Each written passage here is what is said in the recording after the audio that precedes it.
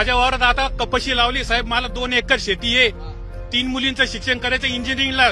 आज मुलीला 3-3 लाख रुपये लागतंय. आणायचे कुठून 2 एकरातून? हे सरकार झोपलं का? आरक्षण लागतंय आम्हाला, तसं आम्ही जाणार नाही. मला सांगा आता किती किती काय शिकतात मुली? शेती आहे, 2 एकर शेती आहे सर. 2 मुली शिकते. हॉस्टेलला टाकलेले, त्यांचा वार्षिक खर्च काढला मी. वर्षाला एका मुलीला 3-3, 4-4 लाख रुपये लागताय.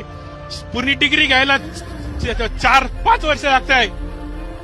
डिप्लोमाला 3 वर्ष, डिग्रीला 4 वर्ष. ती नोकरी कधी लागणार? आमचे तर चालले ना पैसे खिशातून. एका मुलीला 7-7 लाख रुपये चालले. नोकरी येत येणार 10,000 रुपयाची. ते कधी वसूल व्हायचे? ते सरकारला आम्हाला आरक्षणच पाहिजे ओबीसी मधून.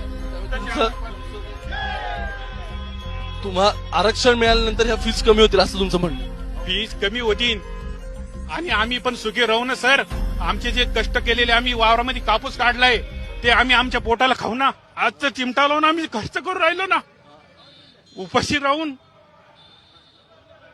आम्ही दादा समोर आहे, दादा मनोज दादा संघ आहे.